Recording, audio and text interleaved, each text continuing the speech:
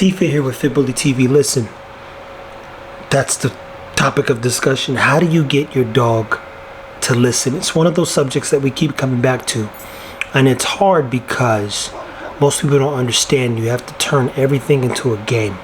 How many people have played the game Clue? And how many people were taught lessons through violence? Well, I'll tell you this, as I said it before. Iron Sharp K9 Stan said it before as well. The dog doesn't speak English, so it doesn't really know whatever, it doesn't know what you're saying or what you mean. Therefore, patience, that is a virtue. Stay tuned as we walk you through some things that we would recommend you do when trying to get your dog to pay attention, listen, practice play, and just have a good time with the pet. This is good, this is good. Ego, here.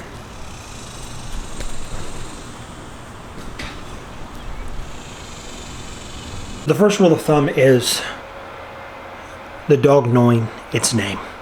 Now, the dog knowing its name is like the first clue in the game. Oh, now Tron, as you know. Ego. What's he want? He looks up. Tron. He looks up. Hera. She might look up. Cha-Cha. She's looking to the left. Bam Bam. He's walking the other way. So when you say your dog's name, what's the first thing your dog does? Does it pay attention? Does it look at you? Does it come to you? Or does it walk away? Or does it just completely tune you out?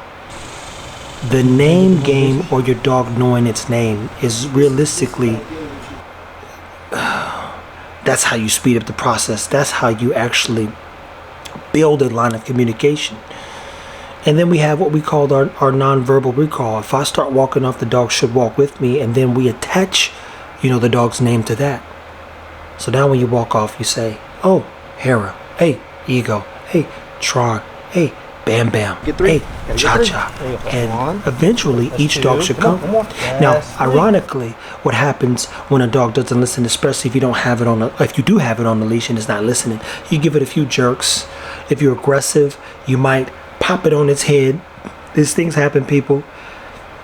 And so now when you do go to tighten the dog up, if you raise your hand, the dog should not flinch, shouldn't drop its head. It should be like, oh, it's treat time, because why? You've practiced good habits. So we use treats. People ask, what treats do we use? I love Pure Bite treats. It normally has one ingredient in it. The salmon ones, I think the dogs enjoy it. It's going to dry your dog out even if you use the beef liver or chicken, because it is a freeze-dried treat, which means the nutrients have been condensed, and I think it keeps 80% of the nutrition when you freeze dry it, but I could be wrong. Could be the dehydration process. But point is this: step one is making sure your dog knows its name. When you call its name, it doesn't have to come. That's not a recall. When you do call its name and you say here, then it should come. If your dog does come when you call its name, that's also a beautiful thing, to say the least. Next thing you want to do is pace yourself. When you call the name and the dog comes, one of the things you can do is speed up the process of doing what? Giving the dog a treat. And then let it walk off. And this game often works best when there are two people playing, I don't want to say keep away, but kind of like look at me, look at him, come back to me, come back. And it's basically a game well, I mean, we just call it recall, but at the same time, it's a game of value. So slowly but surely, let's say we're out and about. Dog starts running to a stranger. And running to the stranger, I'm like, that stranger looks like they're a little uncomfortable. If I call the dog's name, the dog should come back. Now, there are leash laws in every state. In which state you should keep your dog on a leash. I love pushing the limits of my dogs. None of the dogs I have currently, outside, if I'm being honest, the General. The General is the dog that we walked, and for the most part, when we did 2 or 3 miles at Arbor Hill, he didn't have a leash on, and he was killing the game. And he'd stop and he'd look at another dog or a person, then he'd walk on and keep following me. And we have not worked on anything with him, but this week we're going to begin the process. So in our shorts, what you expect to see is us talking, breaking down through some context on the things basically the little moments where we're seeing growth. And growth is, hey, does your dog know its name? And the dog knowing its name is not the dog doing what? coming to you. That's not what that means. If my mom called my name, I'd be like, yes, ma'am. Well, not my mom, my grandmother for sure. Yes, ma'am. And then because that's the first clue. Then she turn around and she say, go do this, go do that, go take the trash out. I need you to go such and such. There's the task. So name and then task. Name and then task. Now, how long do you practice the task? Well, objectively, you're practicing the task for a very long time. And that's over a course of the next 8, 9, 10 years with your dog. But in this case, you want that task to be mastered, and mastered enough where the dog understands that you're the most valuable person as early as, basically 3 to 5, at most 7 days. If we're pushing it 10 to 14 is when your dog should have a good recall.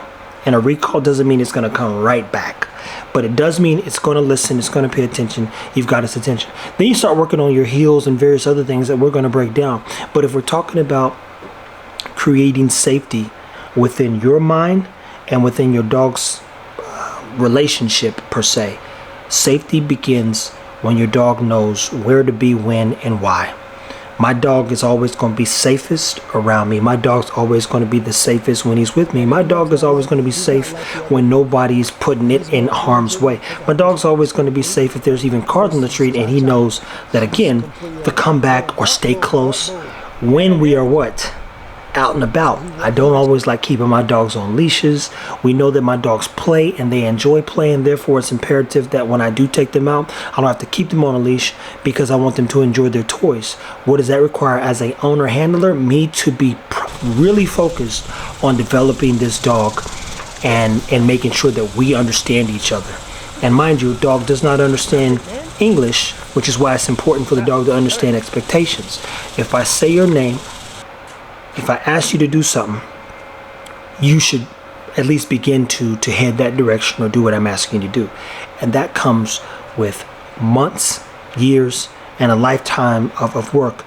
But the dog normally, especially if it's got some built-in intelligence, should be able to get it within 72 hours to 14 days top, depending on what kind of breed you have.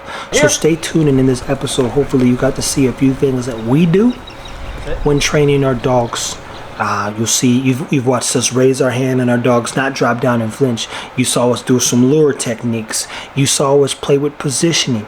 And remind you, each dog is at a different stage and a different level. The goal is to get them all to the same place, but it won't be at the same time. But by the time everyone hits 2 or 3 years old, everyone should be on the same page and be able to conduct themselves when, again, there are no leashes, and even when there is a leash involved.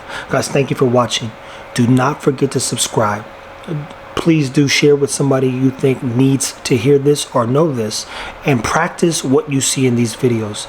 5 treats, 5 reps a day, they go a long way. And it could be as simple as things you do in your room, things that you do in the backyard, things that you do with a loved one or a companion or friend. And mind you, the only thing you need to be successful in this is a good dog. So hopefully you find that. As always, people, take care of your dogs. T-Fit here, Fit Bully TV, signing off.